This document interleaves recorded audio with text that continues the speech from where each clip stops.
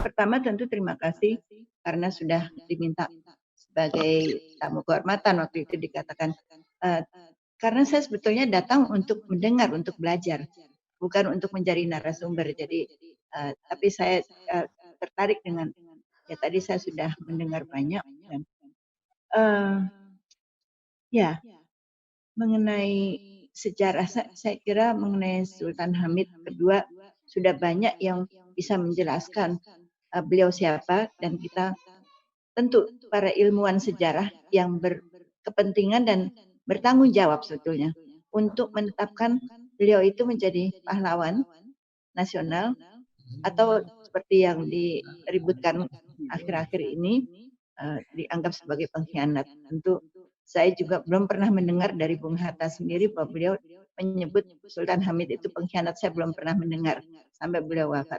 Nah, jadi, tapi tentu itu semua seperti tadi para ilmuwan juga mengatakan, harus tokoh-tokoh tadi menyampaikan bahwa harus ada, eee, apa,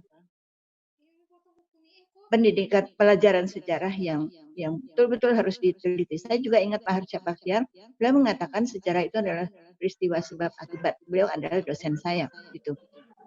Dan sebab akibat ini sudah ada datanya, ada faktanya, ada buktinya, dan data sejarah itu tidak boleh dirubah. Peristiwa sejarah begini, peristiwa sejarah ada, ya sekali itu terjadi ya, tidak bisa diulang suatu peristiwa, tetapi interpretasi bisa banyak, tetapi interpretasi yang jujurlah yang, kita harapkan. Ini, saya, menyatukan pendapat Pak Arsyad dan saya sendiri gitu. Dan memang beliau, mengatakan tafsir itu memang banyak, tetapi tentu dan data sejarah itu juga tidak muncul serentak. Nanti pada waktu yang lama baru kelihatan apakah itu dari sumber bacaan seperti tadi kan banyak disebut dari tulisan memoir seseorang yang Pak Petrus menemukan tulisannya Westerling, apa dia tidak sejalan dengan Sultan Hamid dan nah itu semua dianalisis dan tapi satu hal yang saya ingin menyampaikan, saya juga melihat bagaimana ini apa webinar ini berjalan. Ada banyak orang-orang yang tidak siap, walaupun mereka ahli sejarah, sebetulnya sejarah itu makanan mereka, tapi belum siap dengan memahami Sultan Hamid itu siapa dari bacaan. Padahal bacaan di zaman sekarang tidak seperti zaman saya masih sekolah, mahasiswa dulu ya, tahun 60-an. Jadi sekarang sudah tinggal ceklek saja di komputer sudah dapat semua PDF juga sudah tersedia banyak hal.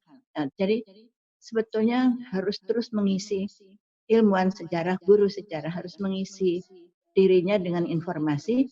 Nah, nanti itu bahan untuk interpretasi dan dengan mempelajari webinar seperti ini bisa tahu bagaimana tidak berani ikut berbicara karena kami hanya saya dan adik saya dan sekretaris Bung Hatta Pak Bangsa Wijaya tidak ikut bicara tapi hanya di sana karena tidak sanggup untuk ikut serta gitu. Nah, karena membiarkan mereka berdua uh, berbicara dengan hati mereka. Gitu.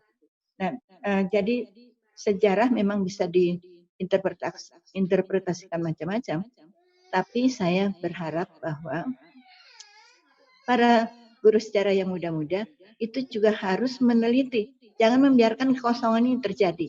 Ya, seperti tadi Pak Rusdi sudah mengatakan, ini penting, peristiwa ini penting, parlemen itu ya.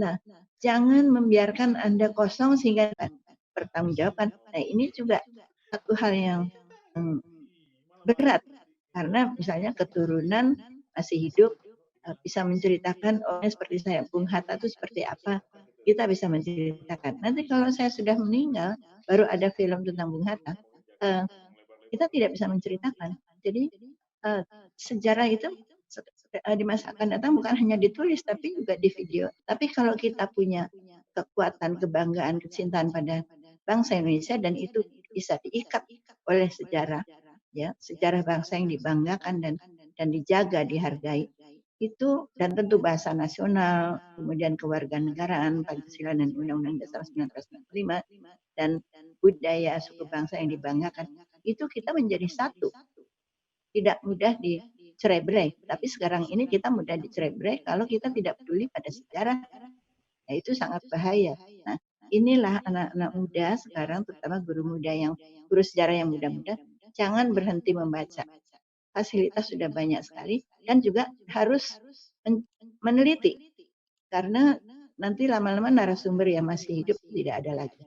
Keluarga misalnya, keluarga pun sekarang sudah jauh sekali, cucu-cucu belum tentu paham tentang kakek neneknya begitu. Nah, jadi inilah saya sampaikan kepada para terutama aksi AGSI yang muda-muda, anggota yang muda-muda, jangan membiarkan negara kita tercerai-berai karena kita tidak mempunyai kesadaran sejarah yang sama. Jadi kita harus baca terus, mengisi terus, seperti yang sudah tadi para narasumber hebat sekali semuanya memberikan masukan-masukan yang kalian harus jadi membuat mereka menjadi pegangan untuk melihat, oh ya, untuk jadi ahli sejarah saya harus melakukan ini.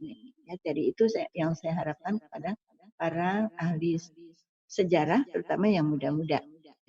Dan demikian saya akhiri sambutan saya ini dan ucapkan terima kasih. Semoga aksi maju terus dan juga saya harap perhatian kepada sejarah Indonesia jangan sampai berhenti, dan saya harap kita semua para narasumber yang hebat-hebat, terutama yang lebih muda seperti Pak Ansyari, itu masih terus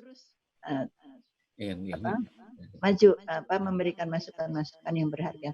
Harus sudah lanjut usia tapi harus tetap sehat karena kita masih banyak membutuhkan Bapak juga, Pak Iskandar, dan ya tentu juga Pak Lukman.